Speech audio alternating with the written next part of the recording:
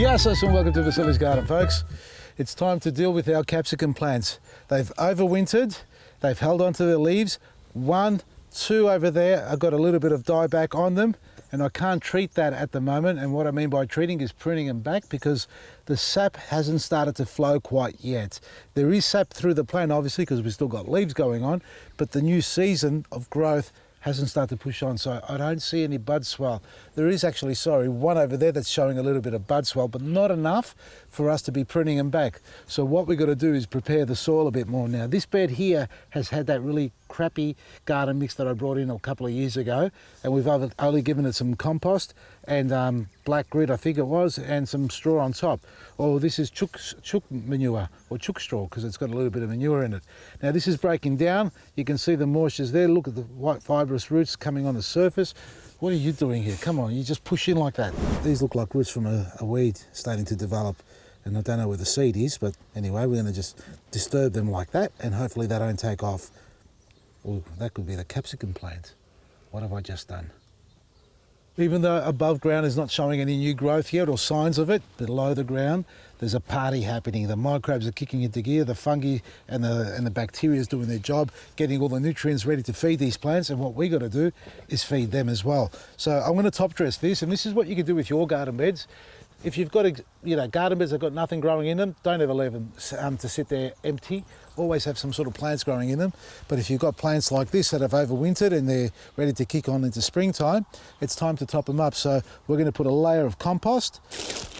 I only need a fine layer of compost, about 1 inch, no more than that. Then a layer of planting mix, which has got all our wonderful ingredients, our superfood inclusive and black grit, and that's vital for the microbes so they can feed off that as well. This is the magical stuff. This planting mix, it's going to kickstart all those microbes in the soil and in turn give our plants everything they need to grow big, strong and healthy. Before you apply the mulch, folks, you must hydrate your planting mix, compost underneath, because you need to get the water into it, because without water there's no life. You only need a light layer of mulch on top too, only about 1 inch, 25-30 mil, not too thick. And that way we've created the lasagna effect here, folks. We've got soil at the bottom, and we've got compost, and we've got mulch, and then we've got more compost in our planting mix, and then mulch on top. And this mulch on top has been inoculated with Eco Butch and liquid gold. And what that does, it actually triggers the microbes in the soil to think there's a new party coming on, and they start activating and thinking, hey, let's get into this one because there's so much goodness coming through here. And that's the trick about the Eco Butch. That's a biostimulant for you. With natural forming peptides, your plants should be jumping out of the ground. There we are, all mulched up with the biostimulant mixed into it there, folks, and they're ready to kick on for springtime as we come into the warmer season. Now, also, if you got to keep in mind one thing here, to be able to get a very active garden and full of life and good growth and healthy plants, you need to have at least 5 family groups. Well, let's say 4, so you can have your lettuce family, Asteraceae family, you got your Solanaceae family, which are your tomatoes and eggplants, and then you got your capsicums as well.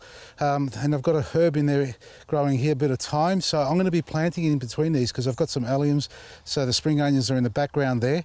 So I need to add some more varieties into here so I can populate the colony of family plant groups.